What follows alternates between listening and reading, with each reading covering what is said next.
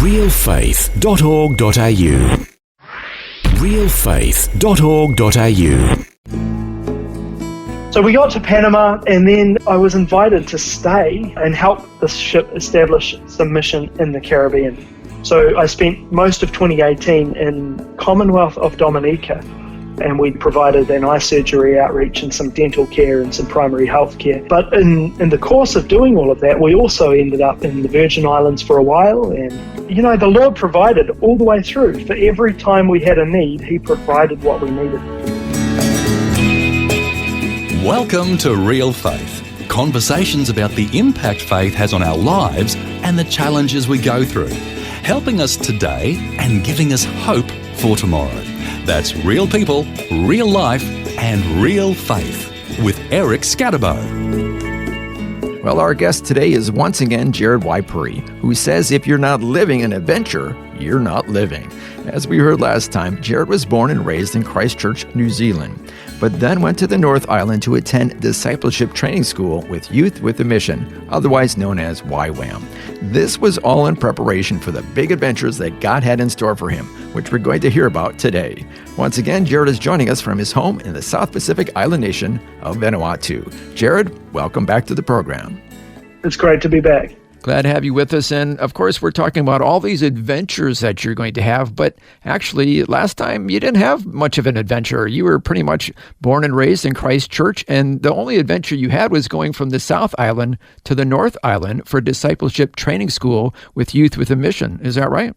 That's right. It didn't feel like a great big adventure yet. Yeah. So we promised people an adventure. We got to get to that adventure there, Jared. Oh, yeah, it's coming. The first one was really in understanding how the ways of God work. So more of an adventure inside your heart, I guess you could say. In a lot of ways. It was an adventure of changing my mindset. Mm-hmm. We had this teacher who took us on this exercise in hearing the Lord's voice. And just very, very briefly, you know, it's not necessarily about her booming voice or some handwriting on a wall necessarily, but for a lot of us, it was about, you know, pictures and impression from the Lord. And what happened is I started to get these little inside my mind pictures of trucks and tractors and boats and bulldozers, and a sense of the Lord inspiring me to do ministry to remote parts of desert places and remote communities all over. Largely related to trucks and machines, because of course I'd come from machinery world. Mm-hmm. And I remember walking up the path one afternoon saying to the Lord, I feel like I'm making this up because these are all things that I really enjoy. And I felt a sense of Him responding to me saying, have you ever considered that I gave you the passions you have so that you can use them for my glory? Mm. Yeah. And that totally transformed how I thought about the things I enjoy. Because no longer did I have to feel guilty because I like fixing things and I like cool trucks and big cars and things like that. No longer did I necessarily have to feel guilty because if the Lord was inviting me to use those for His ministry, then how could that be a bad thing? Yeah, that's a good point. I mean, you have these passions, and of course, if these are good passions, over time you know that the Lord probably put those passions in your heart in the first place. Exactly. Mm-hmm. And I sort of got to the sense of realizing that, you know, whether you like a truck or not is quite neutral. But if the Lord is starting to move your heart, that affinity toward trucks could turn into something that really ministers to some people. Mm-hmm. So anyway, I had this change of mindset, and then we went off and we did our little Fiji thing. But inside of that whole process, our leadership had come to me and said, Jared, would you stay with us for a little longer? We see your skills and we'd love you to help us with maintaining this property that we've built. They'd just built a brand new training centre and they built it on this old farmland, and there was an orchard and some trees and a lot of very long grass. And I prayed. And during that time, there'd been this word that the Lord had spoken to me that it was the one clear thing. And it had been spoken over me as a prophecy by one of our teachers. And the word was, you are a doer, and I want you to learn how to be. And it was about moving from a task-oriented mindset to a mindset of being in relationship with the Lord and allowing what I do to flow out of that, rather than flowing from I have a list of things that I need to achieve. So the conversation became this question of, do I return to the church and the youth ministry that I was already engaged in, or do I stay and do this thing where I can't actually define what it's going to look like or what it's going to be? And it became a question of, the Lord is asking me to learn how to be. Which context is going to facilitate that most? And that context, ultimately, I ended up deciding to stay with Marine Reach at this training facility in Tauranga. And I spent the year and a half following, not leaving the country, not going on big adventures that changed the world, but mowing lawns and grading metal roads down into a valley and cutting gorse and cutting down trees that needed to be moved and oiling automatic door closers. Yeah, not exactly what one would think of when they think of an adventure for the Lord. No, they wouldn't. But the irony was, that whole time I was fixing all these broken machines, because as a ministry, we didn't have huge amounts of cash to spend on new machines, but we did have these old machines that had a lot of wear and tear going on. So I was cutting the grass and then spending a couple of days fixing the grass cutter, things like that. So you were still having your fun, your enjoyment in fixing mechanical things. Oh, yeah, and I learned that cutting trees down with a chainsaw is an awful lot of fun as well. Okay, so you unexpectedly extended your time in the Northern Ireland with Marine Reach. That's the ministry that you were with? Yes. And then what happened? Yes, I did. By this stage, I'd been there for 2 years. Near the end of the second year, I was invited to return as a part of their training staff, and that was the staff who run the discipleship training schools, which I agreed to do. So my role changed. I stopped mowing the lawns and started managing this little fleet of 4 vans that we had, and started walking the discipleship journey alongside some of our new students. And during that year, I still hadn't left my country, but an invitation came, and I was invited to join this team of Maori to travel to Brazil and attend this Indigenous Evangelism Conference up in the resort town of Chapada dos Guimarães. And I was invited to go. I needed to raise the money. Because, of course, in the Youth with a Mission world, those of us who are on staff, we don't draw a salary from Youth with a Mission. We invite people who believe in what we're doing to support us directly, and we trust the Lord to provide for our living expenses. So I was at the stage where I had just enough to cover my food and accommodation costs there in Tauranga. And then I was invited to join this team, and we were going to need to spend $2,500 to fly across the ocean to Brazil, which was $2,500 more than I had. Yeah. And as I prayed, I really had a sense that the Lord was saying I should be going on this trip, despite the fact that I don't have a huge amount of cultural understanding of Maori culture. I have cultural heritage in Maori, but I don't speak the language. I don't know a lot of the ins and outs of it. Yeah, I was going to say your surname is Waipouri, so that is your heritage, Maori heritage? Yeah. Yes, I have Maori heritage, English heritage, and Scottish heritage.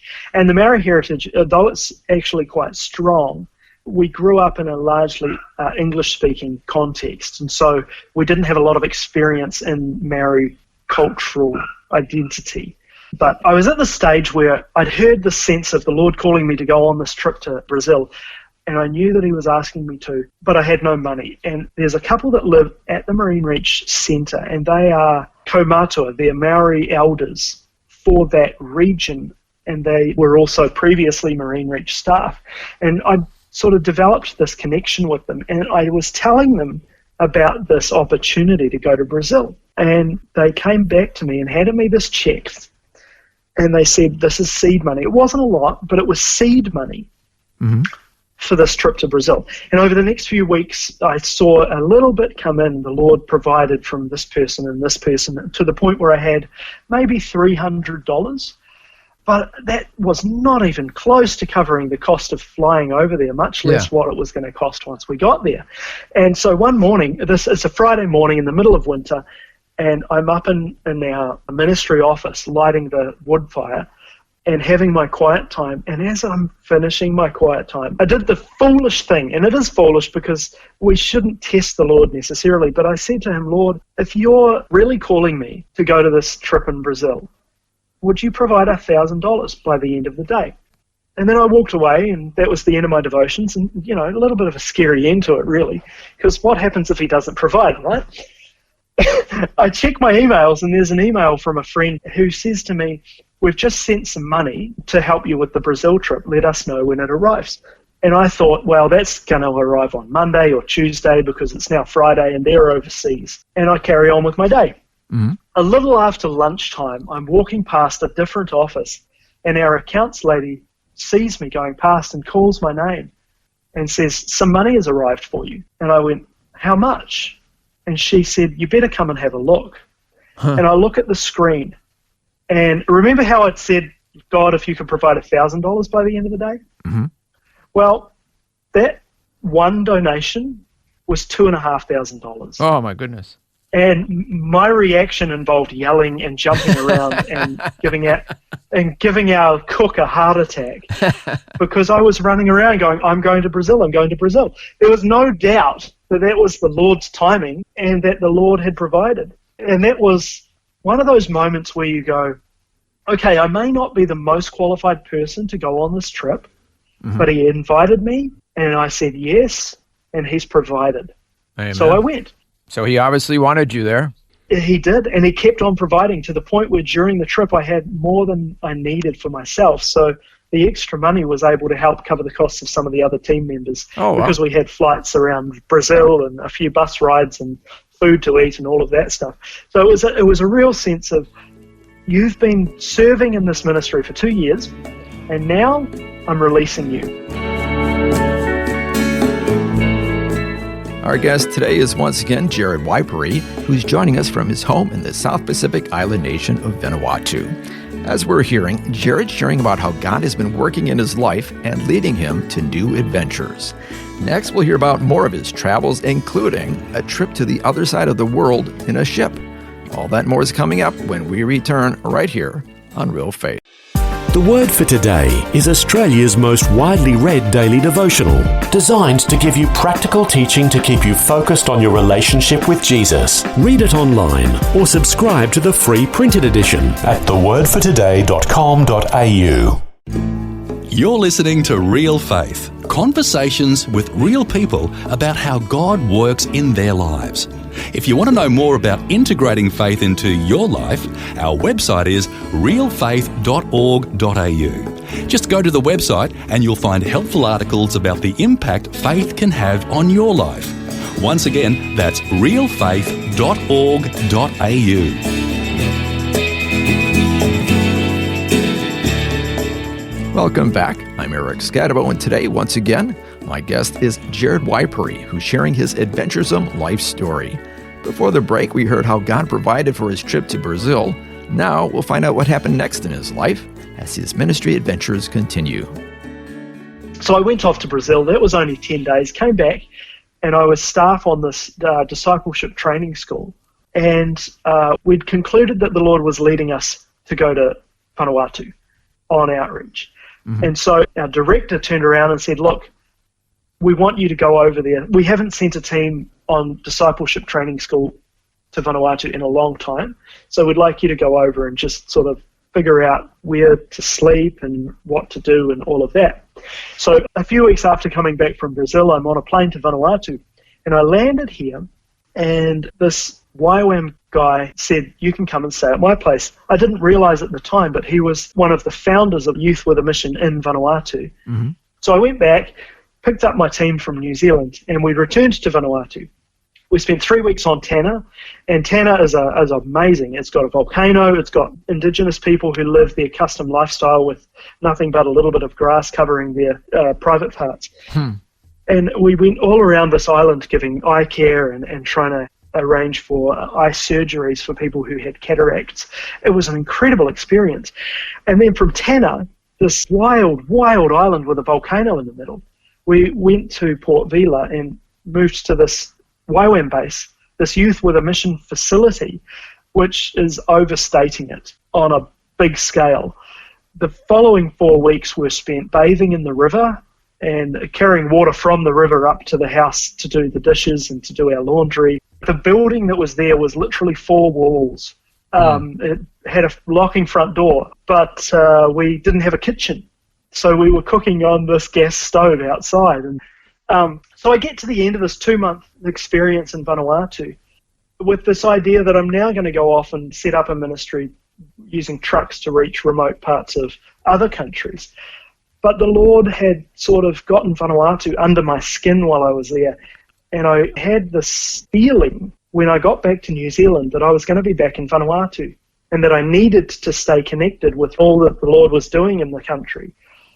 So it wasn't particularly surprising in the following few months when our directors at Marine Reach asked me to stick around a little longer and then asked me to go to Vanuatu and set up a hospitality centre for our outreach teams and to start organising outreaches for a medical ship. And then what happened? Well, I moved to Vanuatu.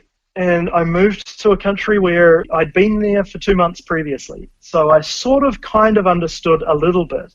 But it was a daunting experience going from New Zealand and what was really very familiar to me by then to this whole new country. And so I moved into this house in Port Vila City and proceeded to set it up to host outreach teams. And the first team came a couple of weeks later.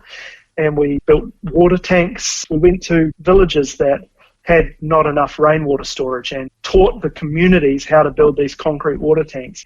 And we started doing things that seemed like they would really help the community. And that was what my life consisted of for the next 2 years. I spent time cooking for outreach teams and driving them around and making sure that they were equipped to serve the nation and to disciple the nation as best you can when you're on a short-term outreach. And I discovered in the process that I actually enjoy cooking for a lot of people and that I enjoyed arranging things. Mm. But one of the things I mentioned just previously is that Marine Reach had purchased this ship. In 2013, they bought this ship and sailed it to New Zealand. And one of the tasks that I was asked to achieve while I was in Vanuatu was to prepare for this ship to come and help to organise outreaches. And I started to do that, and by 2015, the ship was in the country, and we'd organised this outreach program where the ship sailed to one of the very remote parts of the country, which had no airport and very limited road connections. And we provided eyeglasses and dental care and primary health care. Yeah, this was your dream. This was kind of your thinking all the way back into your childhood about ship ministry. Oh, yeah. Is that right? Absolutely. So 5 years down the track, I'm finally getting to do what I felt that I was supposed to be doing in the first place. Mm-hmm. So my job entailed going to the remote place before the ship went to the remote place to serve the remote place. So I would spend months at a time figuring out which islands we thought we needed to go to, and then flying to the nearest airport and getting in a boat or on a truck and going to these communities that are coastal but very hard to get to figure out, okay, how many people are here? Do they need dental care? Do they need a doctor? Do they need eye care? Can the ship actually stop here? And then I'd come back to town, back to Port Vila, and sit in the office for a couple of days and put all this information together and provide it back to our New Zealand guys who looked after the ship during cyclone season and say, okay, this is what I think we should do.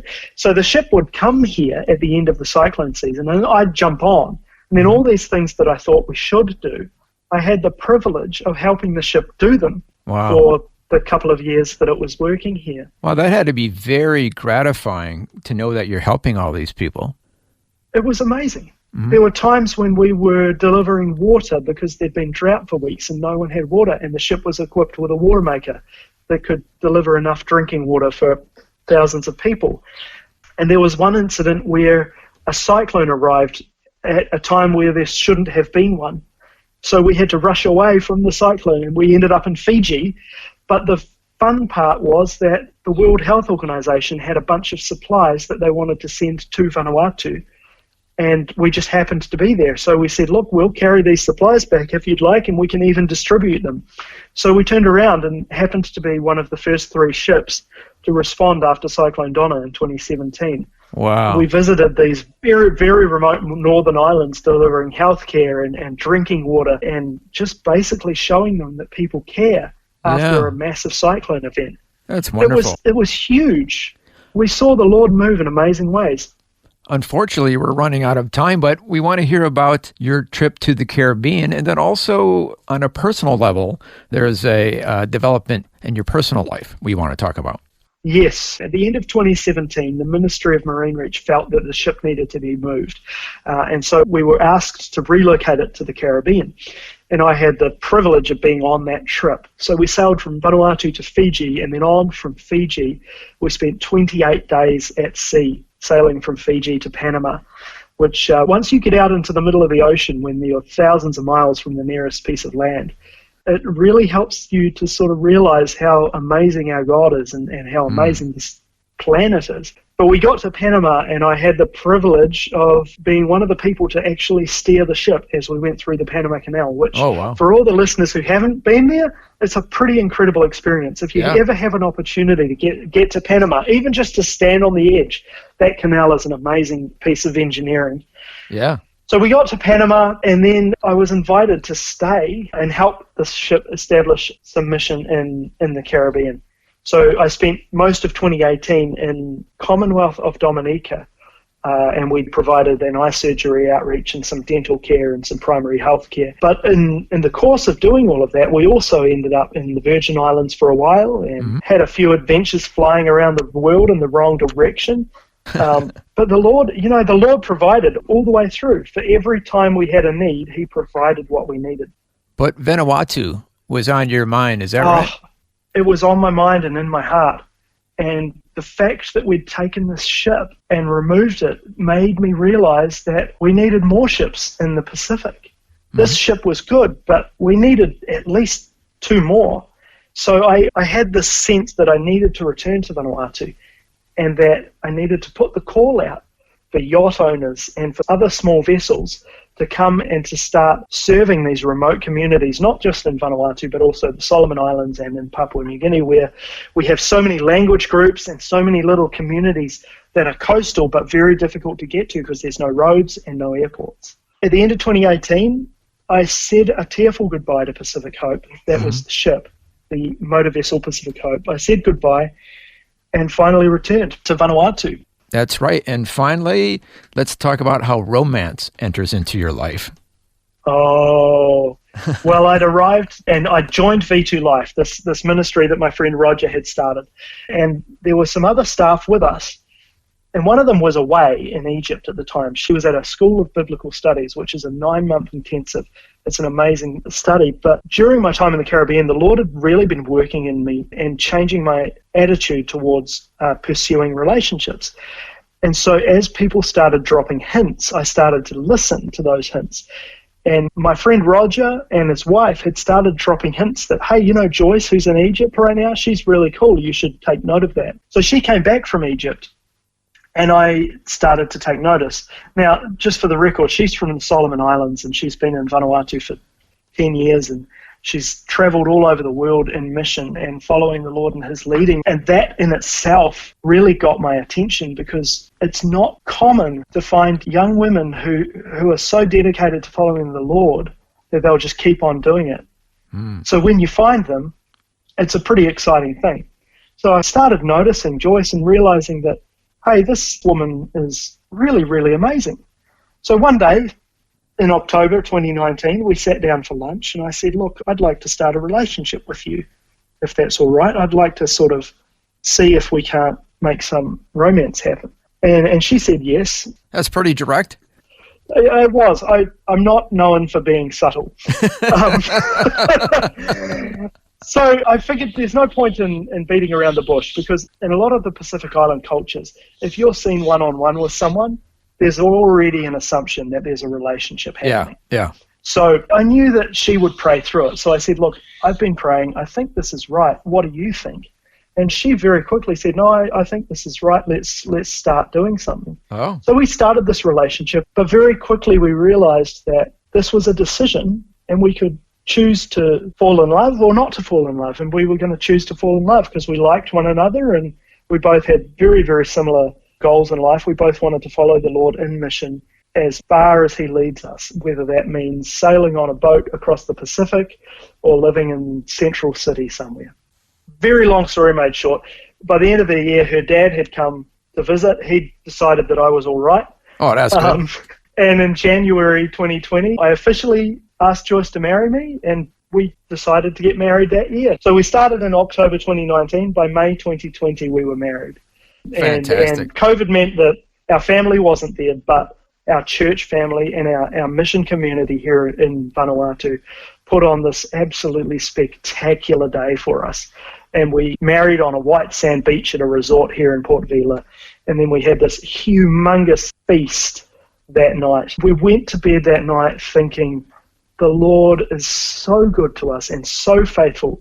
We don't have our families here, but look at how much He cares. Mm-hmm. Yeah. He's given us adopted families. Jesus said, actually, that when we leave our homes and our land and our mothers and our fathers and our brothers and our sisters, so much more the Lord will give us in this life and the life to come.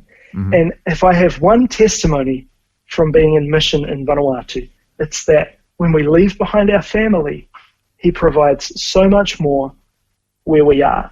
And that's true. In Vanuatu, we have this amazing family and this amazing collection of friends, and He's given us a place to live, and He never fails to do exactly what He promises.